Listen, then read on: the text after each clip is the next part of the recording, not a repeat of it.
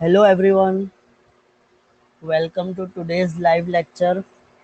कैसे हो सब? इरम वालेकुम अस्सलाम, हाय अनम, गुड इवनिंग, विशाल, अमित, हाय बुशरा, वालेकुम अस्सलाम, हाय हाय एवरीवन। सो थोड़ा सी आज लेट हो गए मतलब, हाँ अशरफ, वालेकुम अस्सलाम, Nikita, hi sir. Today new chapter kinetic theory of gases and radiation, very good. चलो ठीक है, new chapter bio sir. Bio sir नहीं है, ये फिजिक्स सर है। सोमनाथ, सोमनाथ फिजिक्स की क्लास है। आ जाओ, आज फिजिक्स पढ़ लो।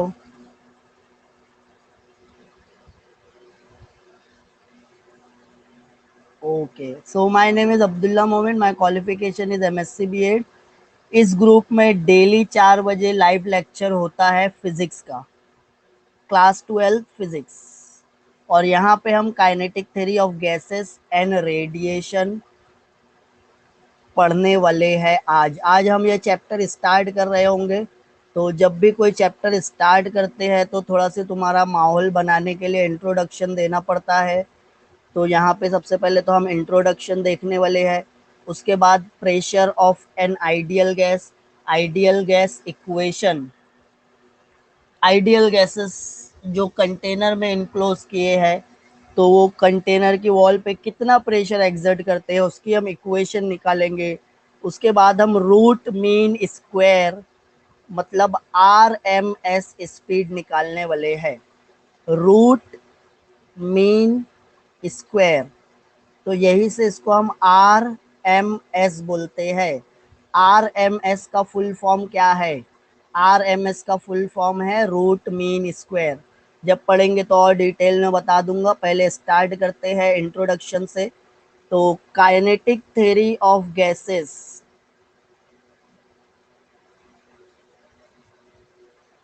काइनेटिक का मतलब समझता है क्या? रेडिएशन वाला पार्ट बाद में पढ़ने वाले हैं, रेडिएशन एंड रेडिएशन भी है, राइट। तो काइनेटिक का मतलब होता है मोशन। काइनेटिक का मतलब क्या होता है? Motion, very good. Theory of gases, तो हमको पता है जब हम कंटेनर में एक गैस इनक्लोज करते हैं तो this gas is consist of N number of particle. वो गैसेस में एन नंबर ऑफ पार्टिकल्स होते हैं and each and every particle are in a state of motion. जितने भी पार्टिकल है कंटेनर में सब मूव हो रहे हैं। कोई भी पार्टिकल की स्पीड या वेलोसिटी जीरो नहीं है, कोई स्लो मूव हो रहा है, कोई स्पीड मूव हो रहा है। तो इसको हम बोलते हैं काइनेटिक। इससे रिलेटेड कुछ थ्योरीज वगैरह पढ़ने वाले हैं। तो हमको आइडियल गैस इक्वेशन पता है, 3 लॉज पढ़े होंगे आप। बॉयल्स लॉ पढ़े हैं, Boyle's law, Charles law,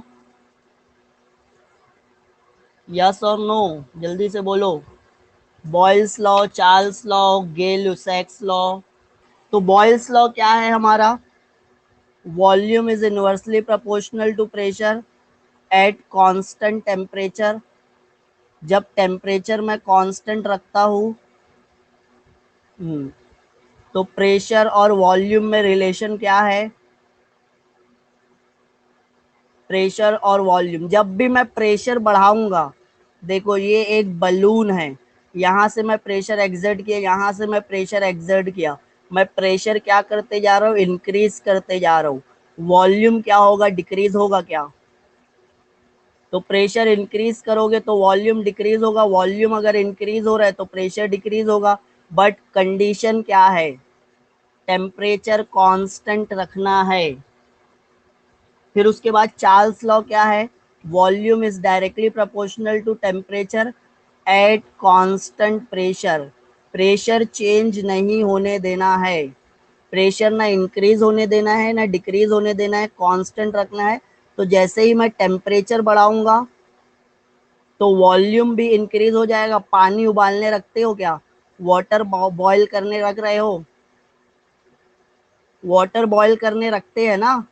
pressure कितना है? एटमॉस्फेरिक प्रेशर है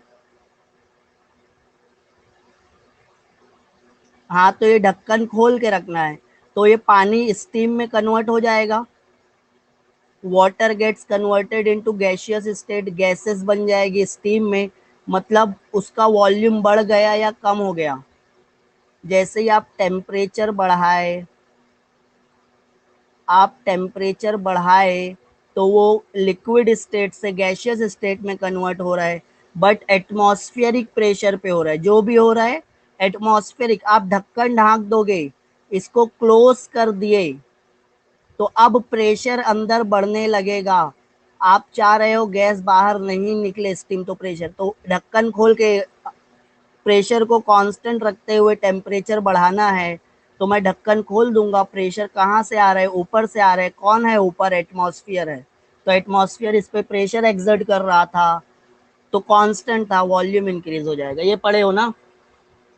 फिर उसके बाद गेल लुसैक्स लॉ मतलब प्रेशर लॉ। प्रेशर बढ़ता है टेम्परेचर पे, वॉल्यूम कांस्टेंट रखना है।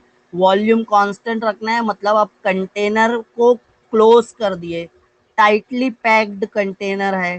टाइटली पैक्ड कंटेनर पे जब आप नीचे बर्नर लगा दोगे, बर्नर से हम क्या कर रहे हैं? टेम्परेचर इंक्रीज कर रहे हैं, तो गैस के कंटेनर का प्रेशर भी इंक्रीज हो जाएगा। क्या?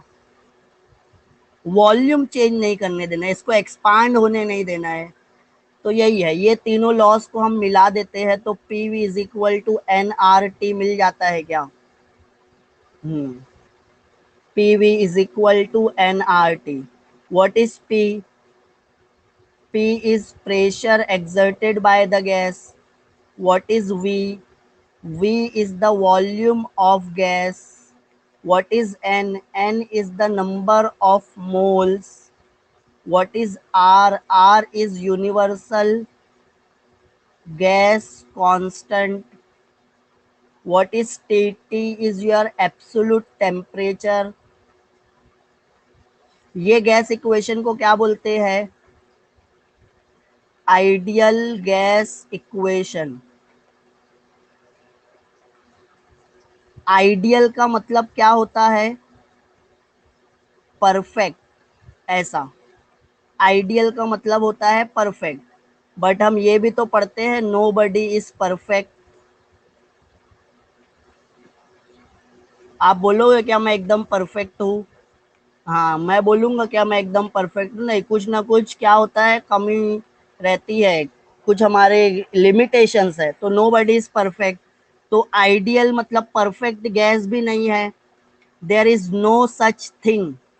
बट हम चाहते हैं, अगर एक गैस को मैं परफेक्ट बोलना चाहूँ, मैं आइडियल बोलना चाहूँ, तो वो ये इक्वेशन को क्या करेगा? ओबे करेगा।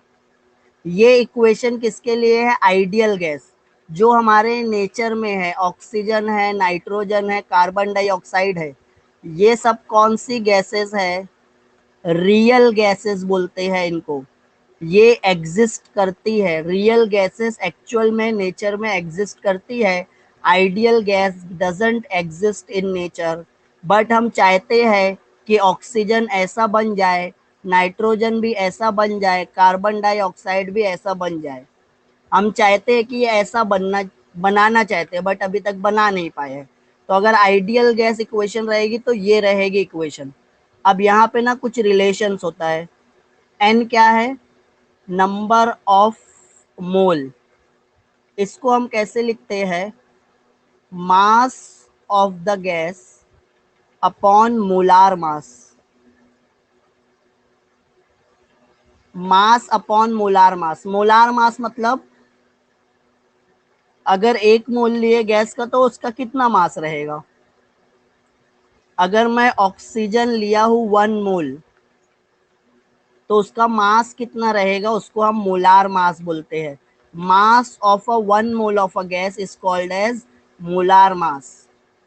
1 मोल का mass molar mass. Mass of the gas आप कितना भी मास ले सकते हो, 10 किलो ले लो, 15 किलो ले लो, 20 किलो ले लो, बट 1 मोल गैस का कितना मास है?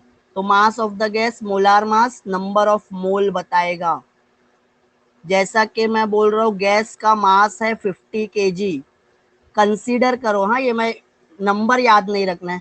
गैस का मास है 50 kg, बट मोलार मास मतलब 1 मोल लेता हूँ तो 5 kg की है, तो कितने मोल्स हो गए, ये कितने मोल हो गए गैस के?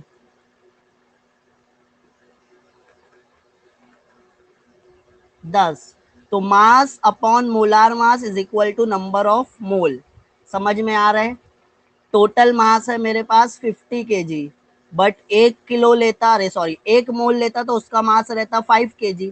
मेरे पास है 50 kg, 50/5 हो गया नंबर ऑफ मोल। कितने नंबर ऑफ मोल है? 10 है नंबर ऑफ मोल। तो ये नंबर ऑफ मोल का एक और है, number of molecules upon Avogadro's number, Na। हाँ, ये m लिखता हूं मैं और ये m नॉट लिख लेता हूं, मास of the gas upon molar मास। ये n लिखता हूं, ये मैं Na लिख लेता हूं। नंबर ऑफ मॉलिक्यूल्स है n, अवोगैड्रस नंबर है Na। अवोगैड्रस नंबर का मतलब क्या होता है? हाँ, ये कांस्टेंट है वैल्यू, मतलब Na नंबर ऑफ मॉलिक्यूल्स। 1 मोल में कितने मॉलिक्यूल्स आते हैं? 10⁻23 कि 22, 6.022 इंटू 10⁻23, इतने नंबर ऑफ मॉलिक्यूल्स आने वाले हैं। कितने मोल में? 1 मोल में। मतलब अगर मैं 1 मोल लिया हूँ ऑक्सीजन का, तो उसमें ऑक्सीजन के कितने मॉलिक्यूल्स है? Na नंबर ऑफ मॉलिक्यूल्स है। तो number of molecule Avogadro's number, number of mole. समझ में आ रहा है? ये फॉर्मूला बहुत इंपॉर्टेंट है, ले लो स्क्रीनशॉट जल्दी से, न्यूमेरिकल्स में यूज होने वाला है। चलो ठीक है, आगे बढ़ते हैं। तो फिर मेरे पास एक और इक्वेशन है, पीवी, एक और नहीं, वही एक इक्वेशन है। आर क्या है? Universal gas constant. ये वैल्यू कांस्टेंट रहने वाली है, चेंज नहीं होने वाली है। हाँ हाँ, ये value constant, but it is a product of two other constant. क्या रिपीट करूं? सोहम जाधव। पिछली स्लाइड की सर, न्यू चैप्टर कब स्टार्ट होगा? न्यू चैप्टर कब स्टार्ट होगा? आज ही तो स्टार्ट किए हैं शिवम। देखो अमित हंस रहे। सर लास्ट स्लाइड रिपीट कीजिए ना। नंबर एन क्या है? Number of mole. Number of मोल का एक फॉर्मूला है, mass of the gas upon molar mass. Molar मास का मतलब क्या हुआ? 1 मोल जब मैं गैस का लेता हूँ, मैं कंटेनर में कितना गैस लिया हूँ? 1 मोल। तो 1 मोल गैस का मास कितना आता है? मैं कंसिडर कर लेता हूँ 5 kg आता है। और अब ये मेरे को ये कौन ला के दिया? शिवम। शिवम मेरे को एक गैस ला के दिया, वो 50 kg की थी। मेरे को उसका मोलार मास पता था। मोलार मास मतलब 1 मोल गैस का मास 5 kg। शिवम मेरे को ला के दिया 50 kg वही गैस। तो मैं बोलूंगा कितने नंबर ऑफ मोल है? 1 मोल मतलब 5 kg, तो 50 मोल मतलब 10। तो mass of the gas upon molar mass हमको नंबर ऑफ मोल देता है। Number of molecules upon Avogadro's number हमको नंबर ऑफ मोल्स देता है।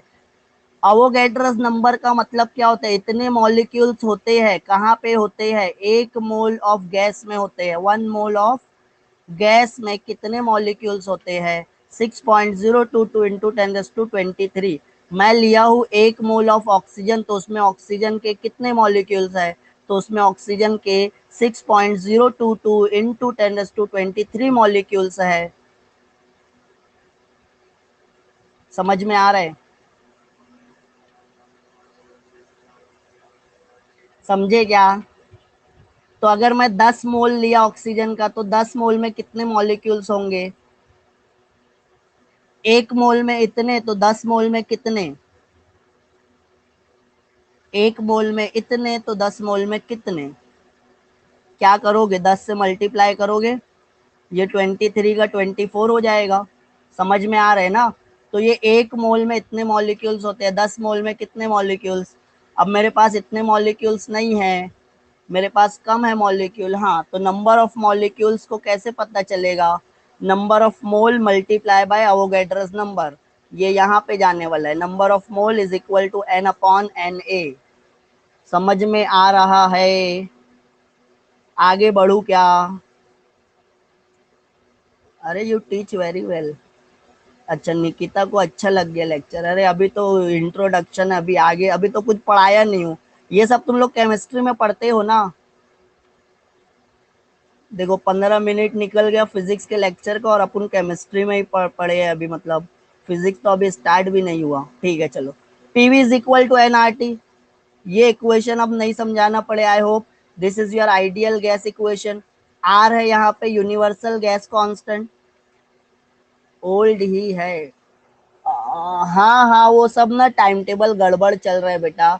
यहाँ पे वेबसाइट पे शेड्यूल थोड़ा आगे पीछे हो गया है, मैं शेड्यूल के अकॉर्डिंग नहीं जा पा रहा हूँ।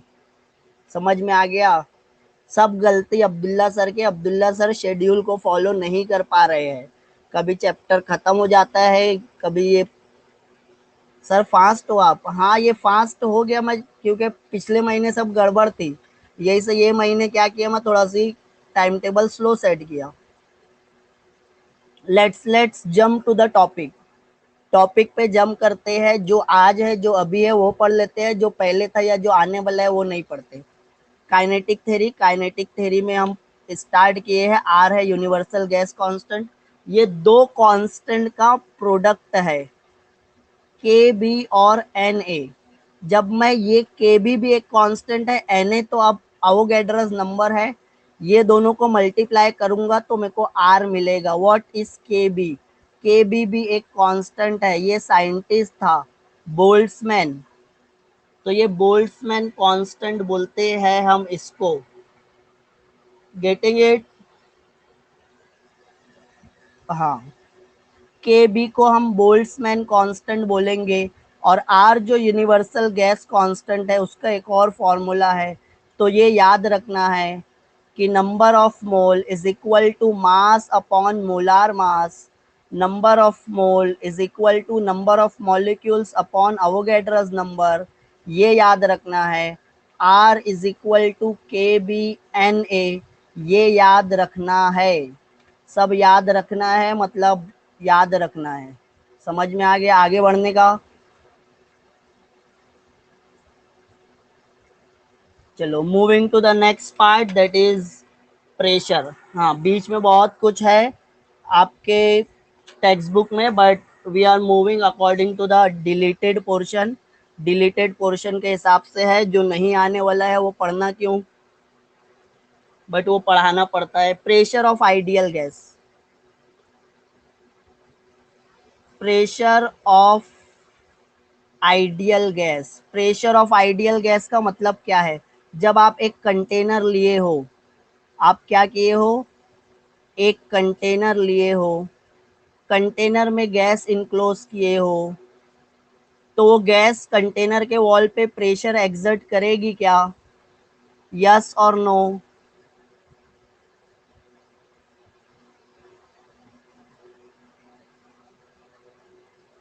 तो कितना प्रेशर एक्सर्ट करेगी? तो वो प्रेशर को हम कैलकुलेट करने जा रहे हैं, वो प्रेशर को कैलकुलेट करने जा रहे हैं। ये कंटेनर दिख रहा है सबको? कंटेनर है मतलब 3D है, क्यूबिकल कंटेनर। हम क्या बोल रहे हैं, इट इज क्यूबिकल कंटेनर। हाँ क्यूबिकल कंटेनर मतलब each side has a length L, each side की लेंथ क्या है, एल है। ये एक्स एक्सेस बोल देते हैं, ये वाई एक्सेस बोल देते हैं, ये जेड एक्सेस।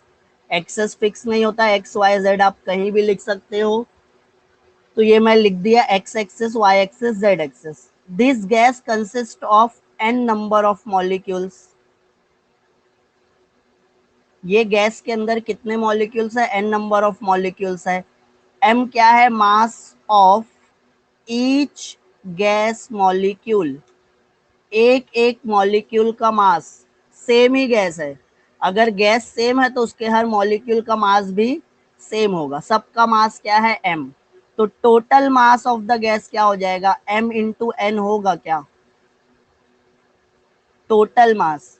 मैं बोल रहा हूँ हर मॉलिक्यूल का मास 1 ग्राम है, और मेरे पास ऐसे 500 मॉलिक्यूल्स है, सब मॉलिक्यूल का मास 1 ग्राम है हर मॉलिक्यूल, और ऐसे 500 मॉलिक्यूल है, तो टोटल मास कितना हो जाएगा 500 इंटू 1। अगर मैं बोलता हूँ हर मॉलिक्यूल का मास 2 ग्राम है और मेरे पास नंबर ऑफ मॉलिक्यूल्स है 500, तो टोटल मास कितना हो जाएगा m इंटू एन। समझ में आ रहा है ये? हाँ चलो, ये दोनों को मल्टीप्लाई करोगे, स्मॉल एन और capital N, sorry small M और कैपिटल एन को, तो टोटल मास आ जाएगा that is M. Getting it? length of each side of this cube, length of each side, समझ में आ रहा है? each and every molecules are moving in a state of motion, her molecule motion में है। अगर हर molecule motion में है तो सबके पास वेलोसिटी है क्या? सबके पास वेलोसिटी है क्या? अब वो वेलोसिटी के कितने कंपोनेंट बनेंगे? वेलोसिटी के, अब मॉलिक्यूल तो मूव हो रहा है, कोई भी डायरेक्शन में मूव हो सकता है ना, कितनी पॉसिबल डायरेक्शन है, हर डायरेक्शन में मूव होगा। तो जब वो मूव हुआ तो यहाँ पे अगर वो एक डायरेक्शन में मूव हो रहा है, सपोज ये डायरेक्शन है वेलोसिटी की, तो वेलोसिटी के 2 कंपोनेंट बनेंगे, एक एक्स एक्सिस के अलोंग और एक वाई एक्सिस के अलोंग।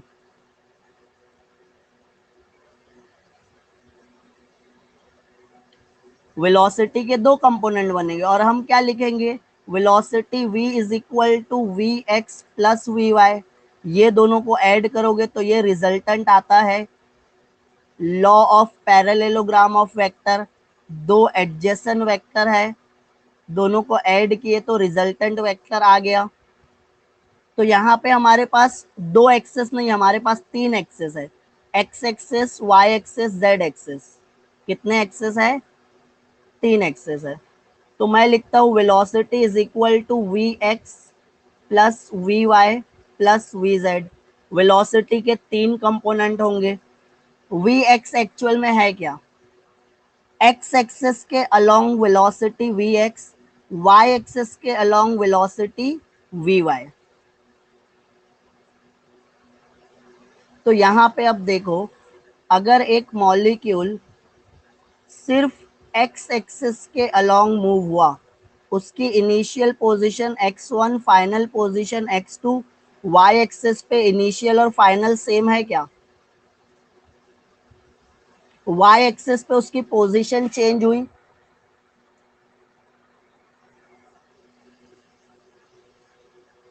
वाई एक्सिस पे उसकी पोजीशन चेंज हुई क्या? पहले भी वाई पे वहीं आ रहा था, अभी भी वाई पे वहीं आ रहा है। एक्स पे पहले यहाँ पे आ रहा था, बाद में यहाँ पे एक्स के अलोंग पोजीशन चेंज हुई। तो आप बोलोगे कौन से एक्सिस के अलोंग मूव हुआ? सिर्फ एक्स एक्सिस के अलोंग मूव हुआ ना, कि वाई एक्सिस पे भी मूव हुआ?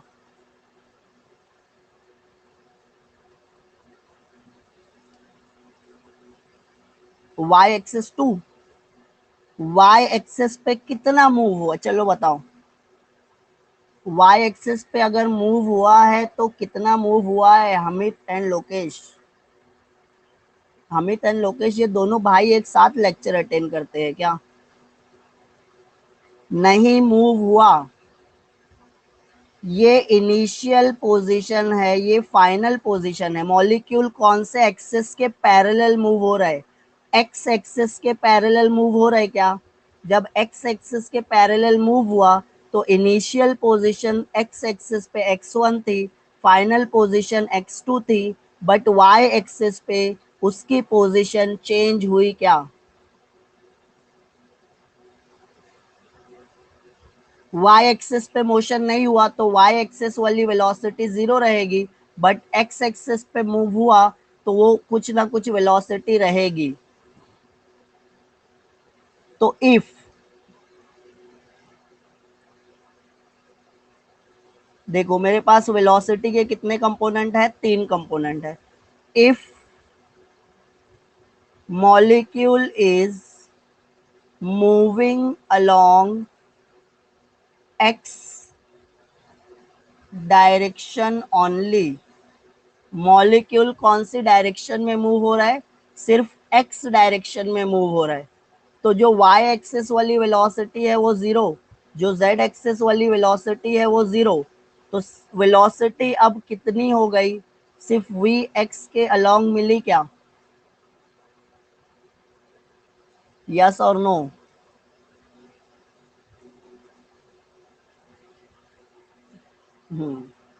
तो अब वेलोसिटी कितनी है x। अब यहाँ पे n नंबर ऑफ मॉलिक्यूल है, तो वेलोसिटी ऑफ फर्स्ट मॉलिक्यूल की वेलोसिटी को मैं vx1 लिखूंगा, सेकंड मॉलिक्यूल की वेलोसिटी को मैं vx2 लिखूंगा, थर्ड मॉलिक्यूल की वेलोसिटी को मैं vx3 लिखूंगा, और अगर n नंबर ऑफ मॉलिक्यूल है तो nth मॉलिक्यूल की वेलोसिटी को vxn लिखूंगा। समझ में आ रहा है? फर्स्ट मॉलिक्यूल की वेलोसिटी है कौन से एक्सिस के अलोंग, एक्स एक्सिस के अलोंग। सेकंड मॉलिक्यूल की वेलोसिटी है कौन से एक्सिस के अलोंग, एक्स एक्सिस के अलोंग। थर्ड मॉलिक्यूल की वेलोसिटी है कौन से एक्सिस के अलोंग, एक्स एक्सिस के अलोंग। nth मॉलिक्यूल की वेलोसिटी है कौन से एक्सिस के अलोंग, एक्स एक्सिस के अलोंग। और अगर सिर्फ y एक्सिस पे मूव हो रहे हैं तो if molecules are moving only y direction, तो वेलोसिटी क्या हो जाएगी, vy1 vy2 vy3, राइट। हाँ हाँ चलो ठीक है, ये समझ में आ गया ना। तो अब आ जाते हैं कंटेनर। कंटेनर है कैसा, 3D। 3D इमेजिन करने आएगा ना। मैं बोला ये क्यूब है, स्क्वायर नहीं है। मॉलिक्यूल कंटेनर के अंदर है और वो कौन सी डायरेक्शन में मूव हो रहा है, एक्स डायरेक्शन में मूव हो रहा है। उसके पास वेलोसिटी कितनी है, वी एक्स है।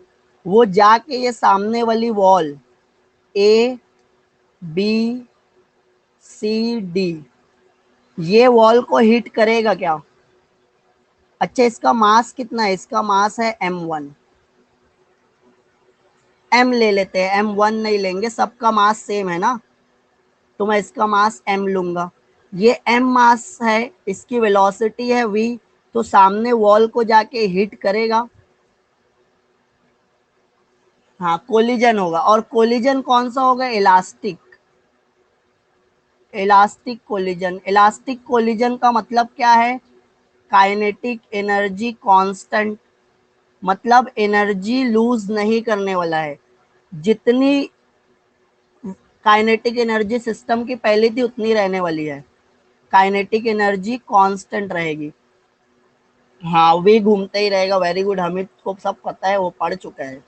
हाँ तो ये मॉलिक्यूल क्या किया, ये वॉल को हिट किया, आके यहाँ पे हिट किया। चलो तो इसका मोमेंटम क्या होगा,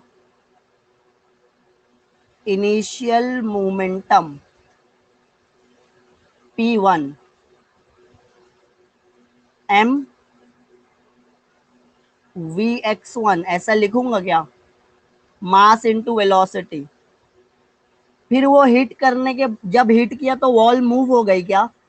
कंटेनर में गैस इनक्लोज करते हो, गैस के मॉलिक्यूल कंटेनर की वॉल से टकराते हैं, तो वॉल मूव होती है या ये रिटर्न जाने वाला है, वॉल मूव होगी या ये रिटर्न जाएगा। तो जितनी वेलोसिटी से ये आ रहा था उतनी वेलोसिटी से रिटर्न जाएगा ना, वेलोसिटी मतलब स्पीड, सेम स्पीड से रिटर्न जाएगा। तो जब मैं ये पॉजिटिव लिख रहा था, अब डायरेक्शन अपोजिट हो गई, तो मैं वेलोसिटी को क्या बोलूंगा, निगेटिव। तो फाइनल मोमेंटम क्या हो जाएगा, final momentum P2 will be m vx1 minus sign के साथ, किसके साथ, माइनस साइन के साथ, समझा, निगेटिव साइन, वेलोसिटी अपोजिट हो गई। Change in momentum, change in momentum मतलब final momentum minus initial momentum, कितना हुआ चेंज, फाइनल मोमेंटम था minus M V X one, initial momentum था M V X one, final minus initial minus 2 mvx1, किसका momentum change हुआ, कौन hit कर रहा था, किसका मोमेंटम चेंज हुआ। माइनस साइन क्या इंडिकेट कर रही है, मोमेंटम इंक्रीज हुआ है या डिक्रीज हुआ है, डिक्रीज हुआ। बट हम पढ़े हैं law of conservation of momentum, पढ़े हैं law of conservation of momentum. Momentum हमेशा क्या रहता है, कांस्टेंट रहता है। सिस्टम कभी भी मोमेंटम नहीं लॉस करता, मोमेंटम हमेशा कांस्टेंट रहता है अगर एक्सटर्नल फोर्स जीरो है। तो ये लूज किया तो मोमेंटम दिया किसको, ये अपना मॉलिक्यूल किससे जाके हिट किया था, मॉलिक्यूल किसको जाके कोलिजन किया था, वॉल को, तो ये मोमेंटम वॉल को दिया। वॉल को कितना मोमेंटम दिया,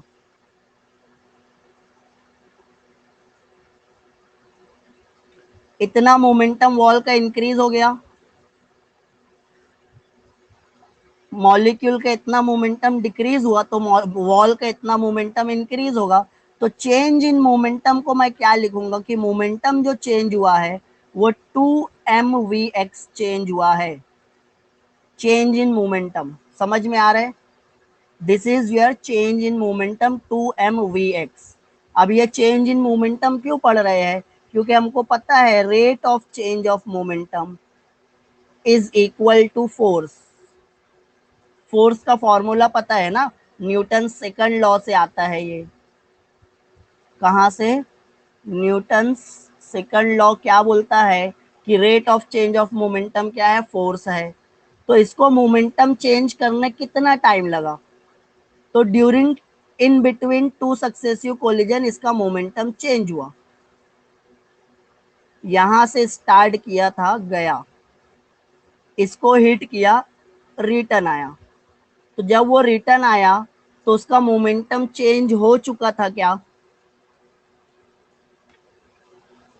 गया गया, टकराया टकराया, वापस आया, जब रिटर्न आया तो उसका मोमेंटम चेंज हो चुका था। तो ये कितने टाइम में चेंज हुआ, टाइम कितना लगा, तो हम बोलते हैं speed is equal to distance upon time. तो यहाँ पे हम लिख सकते हैं मॉलिक्यूल की स्पीड थी vx, ये डिस्टेंस, ये टोटल लेंथ कितनी है l, तो जाने l वापस आने l, तो डिस्टेंस 2l। टाइम को मैं बोलता हूँ डेल्टा टी, तो ये टाइम इतना लगा 2l/vx। ये इक्वेशन नंबर 4। इतने टाइम में कितना मोमेंटम चेंज हुआ, मतलब वो फोर्स। तो फोर्स जो फर्स्ट मॉलिक्यूल एक्सर्ट किया वो कितनी, चेंज ऑफ मोमेंटम, मोमेंटम कितना चेंज हुआ था, मोमेंटम 2mvx चेंज हुआ था, 2mvx से मोमेंटम चेंज हुआ था। कितने टाइम में चेंज हुआ, तो टाइम क्या है 2l/vx।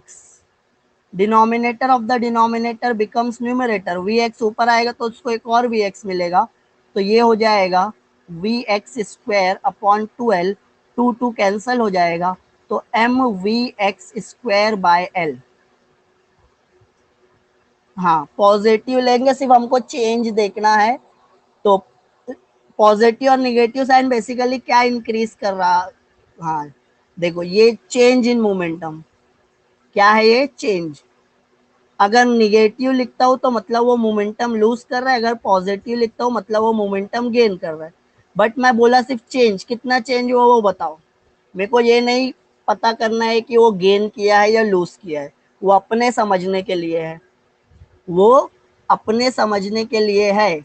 बट चेंज कितना हुआ, चेंज तो 2m, हाँ मैग्नीट्यूड ओनली, -2mvx लिखता हूँ मतलब लूज किया, +2mvx लिखता हूँ मतलब गेन किया। मेरे को लूज कितना किया, गेन कितना किया उससे मतलब नहीं, कितना चेंज हुआ उतना बता दो, सिर्फ मैग्नीट्यूड बता दो, तो इतना चेंज हुआ। समझ रहे हो, हाँ तो ये हो गया, ये फर्स्ट मॉलिक्यूल फोर्स लगा रहा है। फर्स्ट मॉलिक्यूल की वेलोसिटी थी vx, उसका मास था m। सेकंड मॉलिक्यूल कितनी फोर्स लगाएगा, सेकंड मॉलिक्यूल कितनी फोर्स लगाएगा, force exerted by the second molecule. Final equation में डायरेक्ट लिख सकता हूँ क्या, सेकंड मॉलिक्यूल का मास है m, सेकंड मॉलिक्यूल की वेलोसिटी vx2l। हाँ शो करते हैं, वेट वेट एक मिनट, हाँ हर्ष वेट करो। थर्ड मॉलिक्यूल की का फोर्स mvx3/l, ऐसा लिख सकते हैं क्या। सेकंड मॉलिक्यूल कितनी फोर्स लगाया, थर्ड मॉलिक्यूल कितनी फोर्स लगाया, फर्स्ट मॉलिक्यूल कितनी फोर्स लगाया था। लास्ट स्लाइड में क्या देखना है, ये समझ में आ रहा है। हाँ ये हर्ष जल्दी से ले लो स्क्रीनशॉट वगैरह।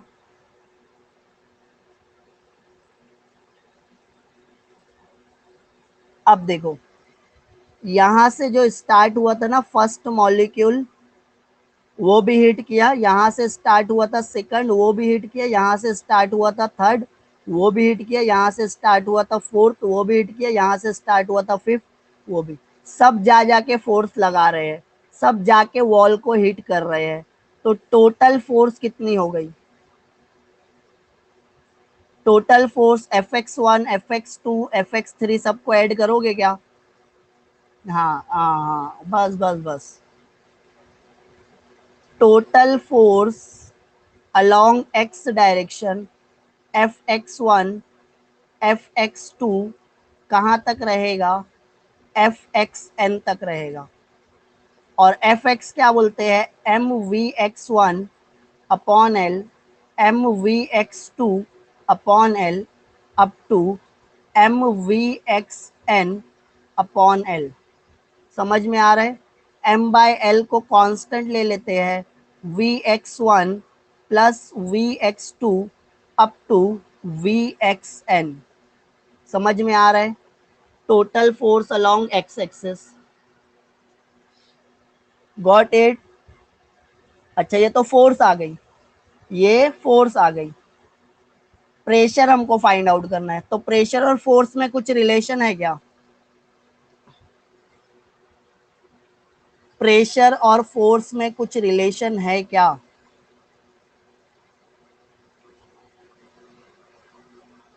Pressure force upon area, very good.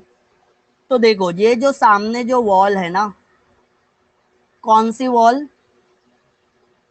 दिख रही है, wall A B C D A, ABCDA, ये वाली वॉल,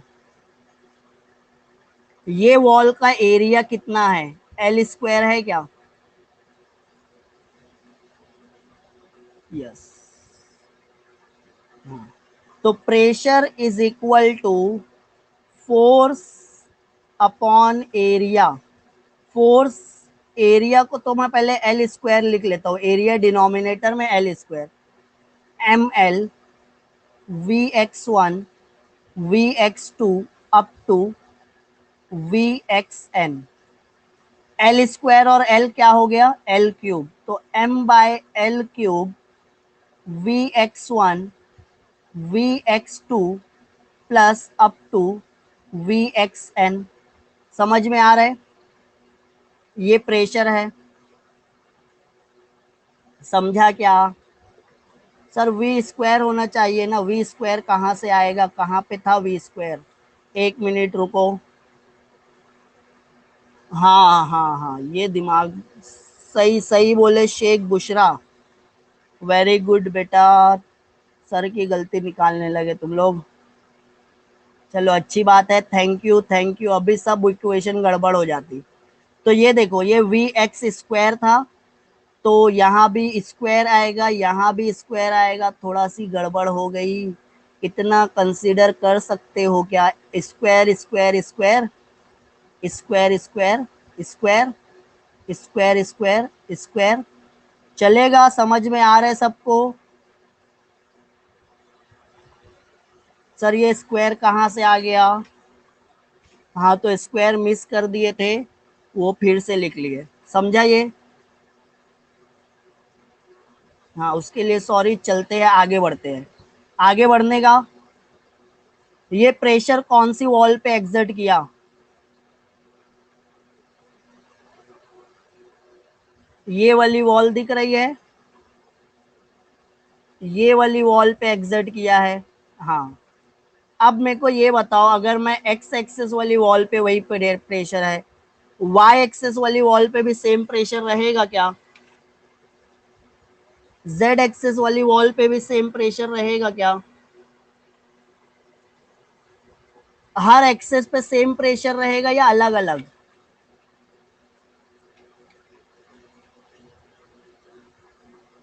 सेम। तो प्रेशर को मैं लिख लेता हूं m/l³ Vx² plus Vx1 Vx2² up to Vxn²। But जब मैं Vx लिख रहा हूं तो ये कौन से एक्सेस पे है प्रेशर? एक्स एक्सेस पे। कौन से एक्सेस पे है? एक्स एक्सेस पे।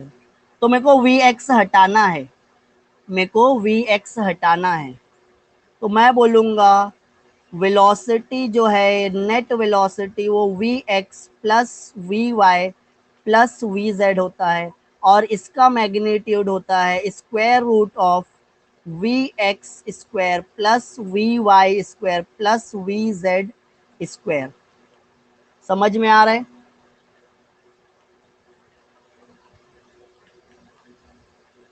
मैग्नीट्यूड दो वेक्टर, एक वेक्टर आर एक्स है, एक वेक्टर आर वाई है। ये किसके कंपोनेंट है? आर के कंपोनेंट है। आर क्या है? Resultant vector. तो आर कैसे आएगा? जब वो दोनों का एडिशन करोगे तो रिजल्टेंट वेक्टर आएगा। वेक्टर है मतलब इसका मैग्नीट्यूड है। मैग्नीट्यूड कैसे आएगा? Square root of r² plus ry²। ये पढ़े हो? पढ़े हैं। चलो, रिजल्टेंट। तो यहाँ पे तीन वेक्टर का एडिशन है, इसका मैग्नीट्यूड तीनों के स्क्वायर के सम के रूट के इक्वल रहेगा। अब Vx क्या है? Velocity along X axis. तो मैं क्या बोला? एक्स एक्सेस के अलोंग वाली वेलोसिटी, वाई एक्सेस, तीनों में इक्वल डिस्ट्रीब्यूशन हुआ है। Velocity is equally distributed along each direction. Velocity is equally distributed,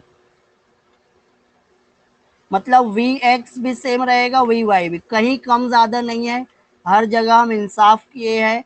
x axis के अलोंग जो वेलोसिटी है वो वाई एक्सेस के अलोंग, वो जेड एक्सेस के अलोंग। तो ये मैं 3Vx² लिख सकता हूँ क्या रूट में?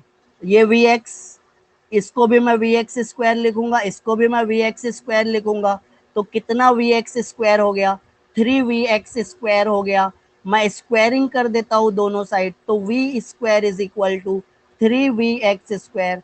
तो Vx² क्या हो जाएगा? V²/3। समझा क्या? ये समझ रहा है?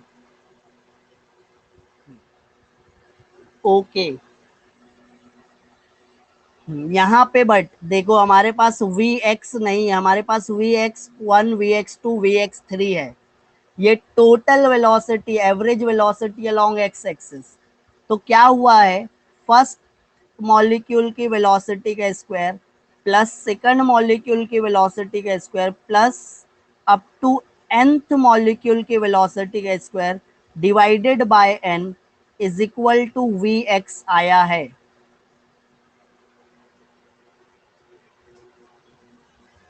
मीन स्क्वायर वेलोसिटी, इसको क्या बोलते हैं? Vx क्या है? What is Vx? Vx is mean square velocity. समझ में आ रहा है? तो ये n को मैं यहां पे ले आऊंगा, क्या हो जाएगा? n into Vx² is equal to Vx1 square plus Vx2 square up to Vxn²। आ गया क्या? मतलब ये ब्रैकेट आ गया क्या? ये ब्रैकेट की जगह मैं क्या लिखूंगा? nVx² लिखूंगा क्या? बट Vx² की जगह पे क्या लिखूंगा? V/3 लिखूंगा क्या? सब समझ में आ रहा है गड़बड़ क्या चल रही है?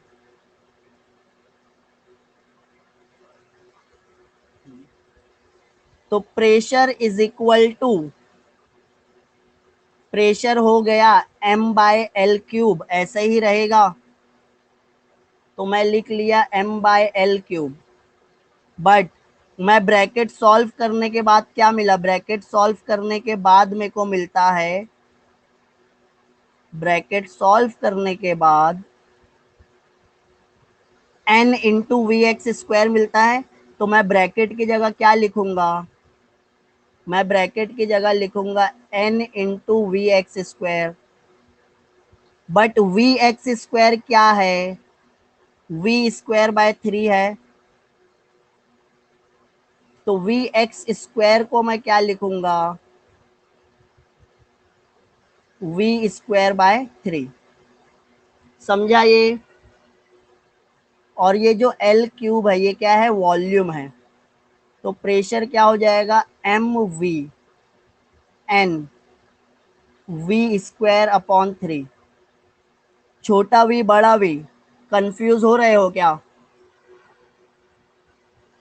छोटा v के ऊपर बार लगा लो, वेलोसिटी, बड़ा v वॉल्यूम। समझा ये। इसको मैं रीअरेंज करूंगा, ये जो 3 है इसको पहले लिख लूंगा 1/3। फिर ये जो n है मैं इसको लिखूंगा n। फिर n के नीचे मैं लिखूंगा v। फिर मैं m v² लिखूंगा। What is capital n, what is capital n, capital n क्या है, number of molecules, number of molecules है। नंबर ऑफ मोल तो स्मॉल n रहता है। What is capital v, bar नहीं लगाए है मतलब वॉल्यूम है। What is m, mass of each molecule, हर मॉलिक्यूल का मास। What is v, mean square velocity. What is v², v² is, हाँ, ऑल मॉलिक्यूल्स, सब मॉलिक्यूल्स के नंबर। समझ में आ गया। कभी 10 मॉलिक्यूल लिए तो वो अलग प्रेशर एग्जर्ट करेंगे, 100 मॉलिक्यूल लिए तो वो अलग प्रेशर। समझते हो ना। एक कंटेनर में 10 मॉलिक्यूल भरे हो, एक कंटेनर में 100 मॉलिक्यूल भरे हो, ज्यादा प्रेशर कहाँ पे रहेगा, जहाँ पे ज्यादा नंबर में है। वही कंटेनर में आप 1000 मॉलिक्यूल भर दिए तो प्रेशर ज्यादा हो जाएगा। जितने नंबर ऑफ मॉलिक्यूल्स रहेंगे उतना ज्यादा प्रेशर, जितना ज्यादा वॉल्यूम उतना कम pressure. V is inversely proportional. Getting it, समझ में आ रहा है। चलो जल्दी से आगे बढ़ने का क्या, mean square velocity, delta P positive कैसे हुआ, वो तो निगेटिव है ना। चलो ठीक है। ये हर्ष सिंह बोल रहा है कि सर डेल्टा पी पॉजिटिव कैसे हुआ। देखो हमको क्या फाइंड आउट करना है, हमको सिर्फ चेंज निकालना है, चेंज इन मोमेंटम। अब निगेटिव साइन क्या इंडिकेट करती है, निगेटिव साइन ये इंडिकेट कर रही है कि ये मोमेंटम लूज किया है। कौन मोमेंटम लूज किया है, मॉलिक्यूल। तो ये गेन पॉजिटिव लिख रहा हो तो कौन गेन किया, वॉल। अच्छा कितना चेंज हुआ, जितना मॉलिक्यूल देगा उतना वॉल लेगी। तो हम लूज और गेन पे कॉन्सेंट्रेट नहीं कर रहे हैं। निगेटिव साइन और पॉजिटिव साइन सिर्फ ये इंडिकेट कर रही है कि मोमेंटम इंक्रीज हो रहा है या डिक्रीज हो रहा है। हमको ये नहीं पता करना है इंक्रीज या डिक्रीज, हमको सिर्फ ये पता करना है कितना चेंज हुआ, कितना मोमेंटम चेंज हुआ, कितने टाइम में हुआ, चेंज इन मोमेंटम। हमको एक्चुअल में फाइंड आउट क्या करना है, प्रेशर। प्रेशर है स्केलर क्वांटिटी, स्केलर क्वांटिटी के लिए डायरेक्शन पॉजिटिव निगेटिव मैटर नहीं करती है, तो वो हमारे एंड रिजल्ट पे मैटर नहीं करेगा। समझ में आया। आप पॉजिटिव भी लिख सकते हो, आप निगेटिव भी लिख सकते हो, बट मेरे को जो फाइनली इक्वेशन चाहिए थी वो प्रेशर की, यही से मैं पॉजिटिव निगेटिव को निग्लेक्ट कर दिया। मैं बोला चेंज हुआ चेंज, बस कितना चेंज हुआ, वो इंक्रीज हुआ डिक्रीज हुआ वो बात का डिस्कशन है, वो आगे करेंगे। अभी कितना चेंज हुआ वो देख लेते हैं। तो 2 MVx चेंज हुआ, समझ में आ रहा है हर्ष को? हर्ष सिंह, अभी समझ में आया कि सिर्फ चेंज पे कंसंट्रेट कर रहे हैं क्योंकि प्रेशर है, प्रेशर वेक्टर क्वांटिटी नहीं है। ठीक है चलो, तो आई थिंक अब ये तुमको फाइनल समझ में आ गया होगा। ये इक्वेशन बहुत इंपॉर्टेंट है।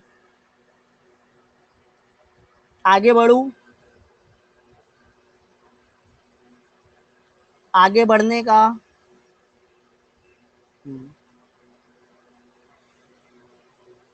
Root mean square velocity. देखो, रूट मीन स्क्वायर वेलोसिटी क्या करना है, हर मॉलिक्यूल की वेलोसिटी का क्या करना है, स्क्वायर। स्क्वायर करने के बाद सबकी मीन वैल्यू निकालना है, मीन वैल्यू निकालने के बाद सबका रूट कर देना है। समझ में आ रहा है क्या? पीछे से आया हूं मैं। क्या है ये? वेलोसिटी। सब की वेलोसिटी का स्क्वायर करोगे, सब वेलोसिटी का स्क्वायर करने के बाद उनकी मीन वैल्यू निकाल लोगे। मतलब फर्स्ट मॉलिक्यूल की जो वेलोसिटी थी वो कितनी थी, फर्स्ट मॉलिक्यूल की mean square velocity, mean square velocity हम निकाले हैं। ये देखो v होता है मीन स्क्वायर वेलोसिटी, समझ में आ रहा है? इसका रूट निकालना है तो मैं ये इक्वेशन यूज करूंगा। ये मीन स्क्वायर वेलोसिटी का रूट है, मीन स्क्वायर वेलोसिटी का रूट है, यही से इसको रूट मीन बोलते हैं। RMS, वेलोसिटी बोलो या स्पीड बोलो, वो एक ही फॉर्मूला रहेगा। तो मैं प्रेशर वाली इक्वेशन, हाँ प्रेशर वाली जो इक्वेशन थी वही से मैं निकालूंगा। प्रेशर वाली इक्वेशन हम क्या निकाले, P is equal to 1/3 N/V M। तो यहाँ पे मेरे को पता है मीन स्क्वायर वेलोसिटी क्या है, v। तो इसका फॉर्मूला बनाते हैं ना। तो बाकी के जो टर्म्स बचे हैं, बाकी के टर्म्स कौन से बचे, तो वो इक्वल साइन के यहाँ पे आएंगे। जो डिनोमिनेटर में है वो न्यूमरेटर में, जो न्यूमरेटर में है वो डिनोमिनेटर में। तो v bar square is equal to 3 PV upon NM हो जाएगा क्या? ये समझ में आ रहा है? गेटिंग इट और नॉट? समझा नहीं समझा? अरे भैया पहले ये जो पूछ रहा वो है ना, ये मीन स्क्वायर वेलोसिटी है, इसका रूट निकालना है। तो मैं इसका रूट अप्लाई कर दिया, मैं इसका रूट अप्लाई कर दिया, आ गया ये रूट मीन स्क्वायर वेलोसिटी। समझा? Getting it? हाँ बस ये फॉर्मूला आगे लेके जाते हैं। Root mean square velocity is equal to square root of 3 PV upon NM। But we know that PV is equal to NRT। ऐसा पढ़े है क्या? PV किसके इक्वल है, NRT के। तो मैं ये PV दिख रहा है इक्वेशन में, दिस PV, उसकी जगह पे क्या रखने वाला हूँ, NRT। तो 3 NRT अपॉन N into M। But N क्या होता है, number of moles upon number Avogadro's number. तो 3 इंटू स्मॉल n की जगह क्या लिखूंगा, capital N upon NA into RT NM, सब वैसे ही रहेगा। समझा? ये स्मॉल n की जगह बस स्मॉल n का फॉर्मूला रख दिया, number of mole.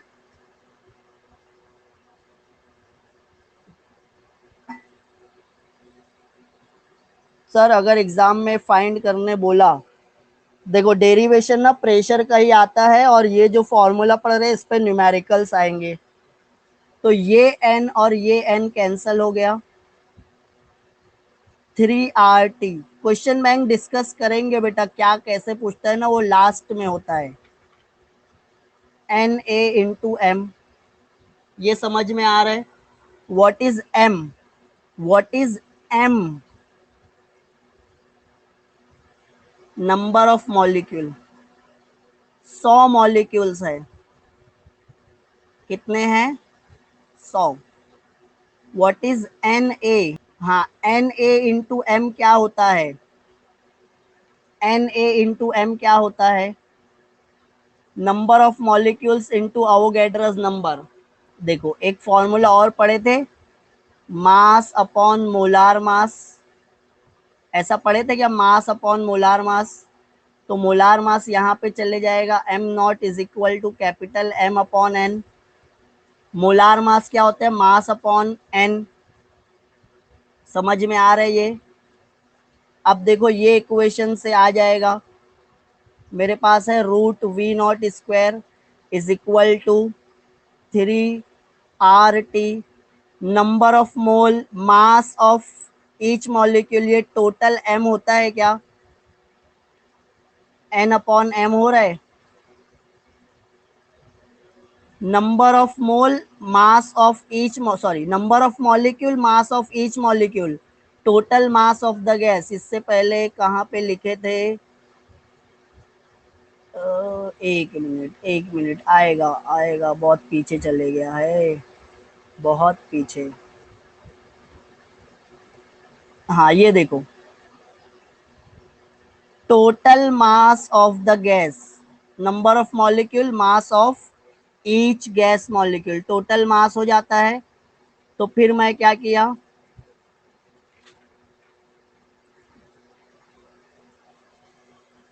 m into N की जगह कैपिटल M पुट कर दिया, कैपिटल M लिख लिए, ये जो n था वो ऊपर लिख लिया, 3RT साइड में लिख लिया। अब मेरे पास फॉर्मूला है, कैपिटल M अपॉन n होता है मोलार मास, तो n upon capital M 1 upon molar मास होगा क्या? तो ये 3RT अपॉन मोलार मास लिख सकते हैं क्या? 1 अपॉन मोलार मास मतलब, समझ में आ रहा है? किसी को कुछ डाउट है क्या इसमें? Any doubt?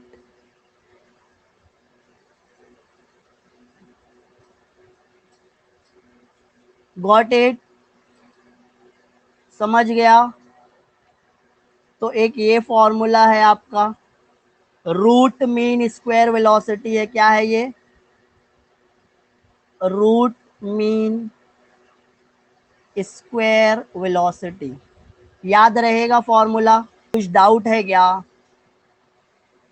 तुम्हारे लिए मैं न्यूमेरिकल्स भी निकाला था, जो फॉर्मूला पढ़े हैं उस पर न्यूमेरिकल्स भी कर लेंगे, बट अभी टाइम नहीं है। चलो एक ये ब्रेकआउट, ब्रेकआउट के लिए हो रेडी? कुछ पढ़े हो लास्ट चैप्टर में, मैकेनिकल प्रॉपर्टीज में स्टोक्स लॉ वगैरह कुछ पढ़े हैं क्या? मैकेनिकल प्रॉपर्टीज ऑफ फ्लूइड अच्छा खासा पढ़ चुके हैं, उस पर ब्रेकआउट सेशन ले रहा हूँ, देखते हैं कितना प्रिपेयर कर लियो आप लोग। फ्लो लेमिनार है या फ्लो स्ट्रीमलाइन है या फ्लो टर्बुलेंट है, ये सब किससे डिसाइड होता है? रेनॉल्ड्स नंबर से डिसाइड होता है। चलो एक क्वेश्चन और इंटरेस्टिंग है, थोड़ा सी घुमा फिरा के, कल किए हैं ये सॉल्व, कल जो अपन किए थे ना बोर्ड के क्वेश्चंस का प्रिपेयर, उसमें था। चलो ये बताओ मेरे को, मैक्सिमम स्टूडेंट सही जवाब नहीं दिए। नेट डाउनवर्ड फोर्स, फिर से गड़बड़ किए, कुछ दिख नहीं रहा था। A sphere is dropped gently into a medium of infinite extent, बहुत गहरे समंदर में डुबा दिए स्फीयर को। As the sphere just start हुआ है फॉल होना, तो जब वो फॉल होने स्टार्ट होता है तो डाउनवर्ड डायरेक्शन में नेट फोर्स कांस्टेंट रहती है क्या हमेशा? हाँ 0% सही दिए ना, वही तो बोल रहा हूँ मैं। कल कितने लोग थे मेरे लेक्चर में? डिक्रीज होते जाती है, decreases for some time and then becomes zero, ये बताए थे क्या कल? डाउनवर्ड डायरेक्शन में जो वेट था, डाउनवर्ड डायरेक्शन वाला वेट, नेट वेट, कल के क्वेश्चन थोड़ा सी देखे। अभी यही घुमा फिरा के क्वेश्चन पूछेगा तो तुम लोग बोलोगे सब बाहर से आया। A sphere is dropped gently into, आराम से उसको समंदर में छोड़ दिए, तो जैसे ही छोड़े, जैसे ही वो फॉल होना स्टार्ट हुआ, डाउनवर्ड वाली कांस्टेंट थी क्या? 71% बोल रहे हैं कांस्टेंट थ्रू आउट। कांस्टेंट कैसे रहेगी? डाउनवर्ड जाते जाएगा तो फोर्स कैसे होगी, नेट फोर्स कैसे रहेगी? टर्मिनल वेलोसिटी वही दम अटेन कर लेगा क्या? कम होते जाएगी फिर जीरो होगी। हाँ तो ये ऐसे टाइप के क्वेश्चन पूछेगा। अब क्वेश्चन पेपर जब रिलीज हुआ तो बोले क्वेश्चन यही टाइप के रहेंगे, तो वही टाइप टाइप वही है। फिर आप लोग बोलोगे कि सर सब बाहर से आया है ना, क्वेश्चन बैंक में से एक भी नहीं आया, सब बाहर से आया। अब वो हिंट दे दिए है बोर्ड वाले, अब उसको समझना तो तुमको है। जैसे कल कोहेसिव फोर्स पढ़े पढ़े थे, कोहेसिव फोर्स कल पढ़े थे ना, कोहेसिव फोर्स। अगर एग्जाम में पूछ लिया व्हाट इज एडेसिव फोर्स, तो तुम लोग बोलोगे बाहर से आया। हाँ चलो टाटा बाय बाय, केमिस्ट्री का लेक्चर है। चलो जल्दी से जाओ केमिस्ट्री के लेक्चर में। चलो tata bye bye, see you tomorrow.